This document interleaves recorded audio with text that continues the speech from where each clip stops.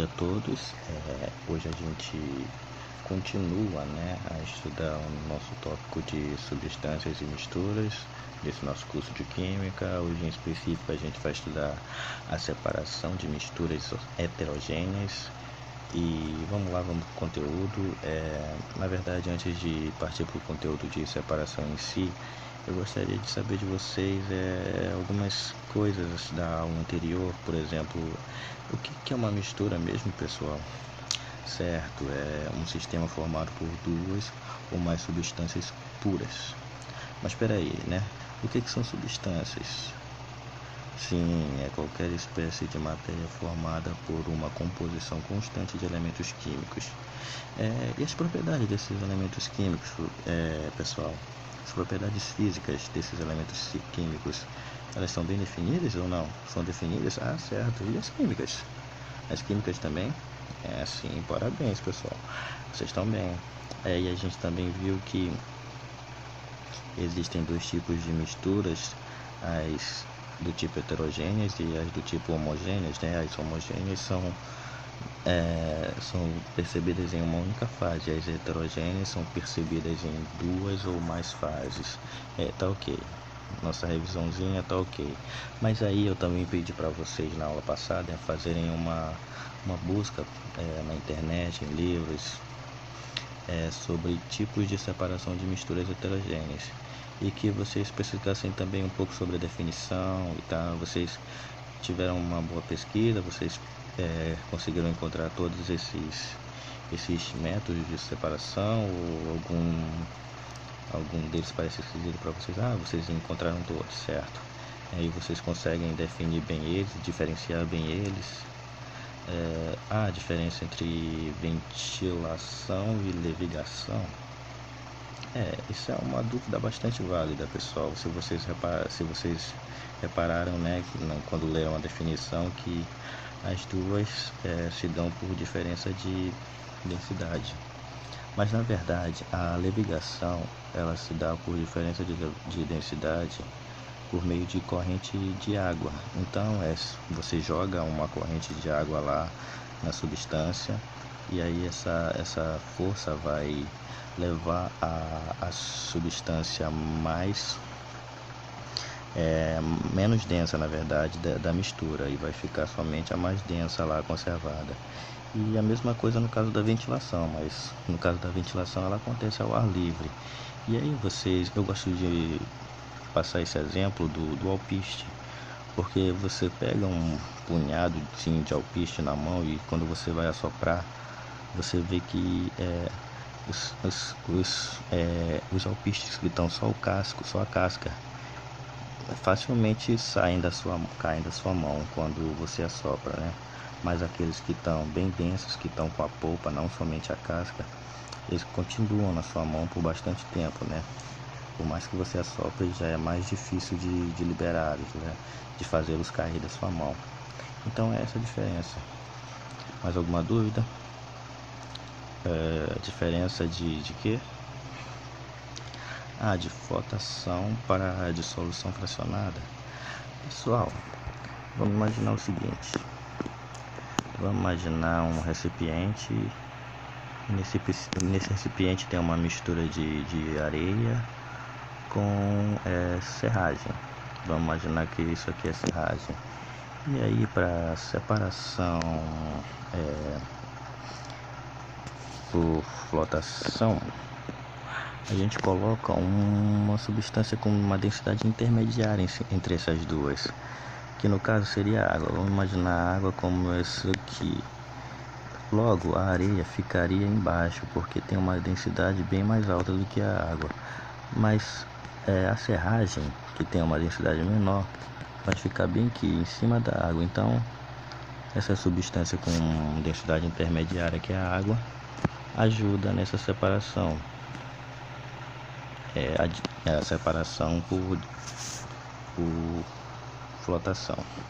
Já a separação no caso de solução, por flotação. No caso de solução fracionada, acontece quando você tem, por exemplo, areia e também tem sal. areia e sal bem misturados. No caso, quando você adiciona novamente água nesse sistema, o que você vai ter? Você vai ter a água, o sal vai estar dissolvido na água e a areia vai continuar aqui. A areia não se dissolve na água, então vai se dissolver só uma fração, por isso dissolução da parte, dissolução fracionada. Mais alguma dúvida, pessoal? Não? Já que vocês estão afiadinhos, vamos partir para umas aplicações que eu julgo interessante vocês saberem sobre essas separações, essas técnicas de separação, né? Porque as separações de misturas, elas ajudam bastante o nosso planeta, com aplicações como a reciclagem e o tratamento da água.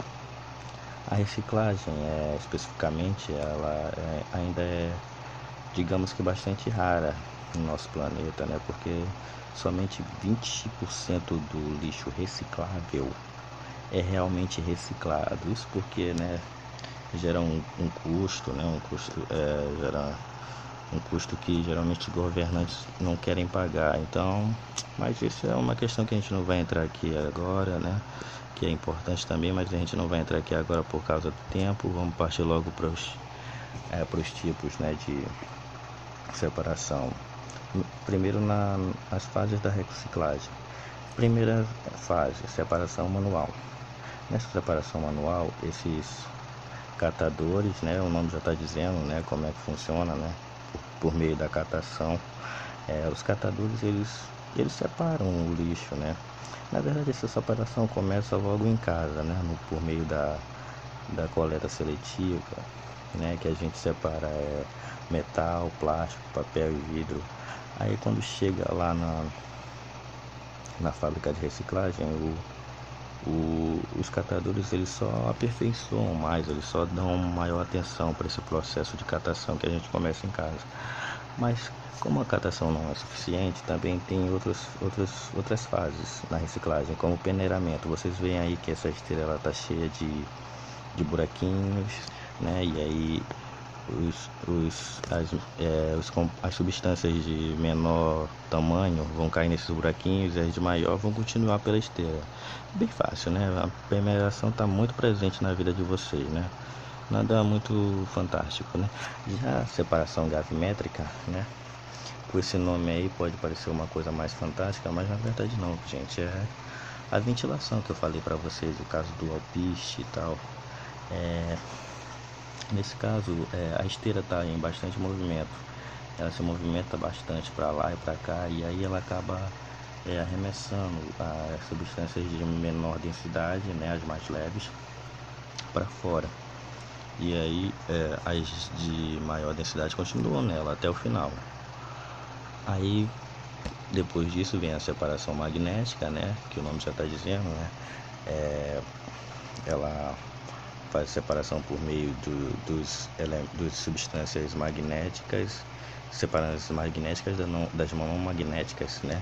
Nesse caso aí tem os materiais ferrosos, né? Que eles têm um campo magnético e por conta disso eles continuam grudados na esteira até depois das outras substâncias saírem. Mas também tem o caso do cobalto e do níquel, né? Que são bastante magnéticos. E é isso, pessoal. Essas são as mais importantes, assim, no caso da reciclagem, os tipos de separação.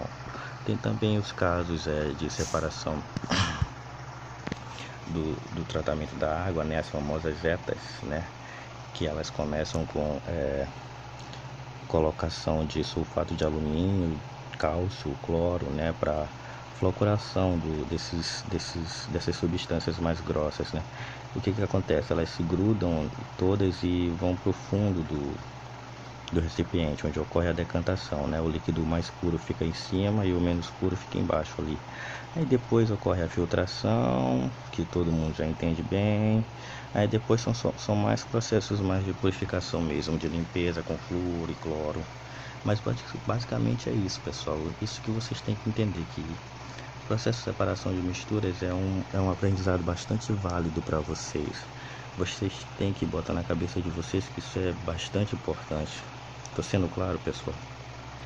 Isso é bastante importante para reduzir esses impactos ambientais que acontecem aí, né? O desmatamento, o mau uso E é isso, pessoal. A gente fica por aqui hoje.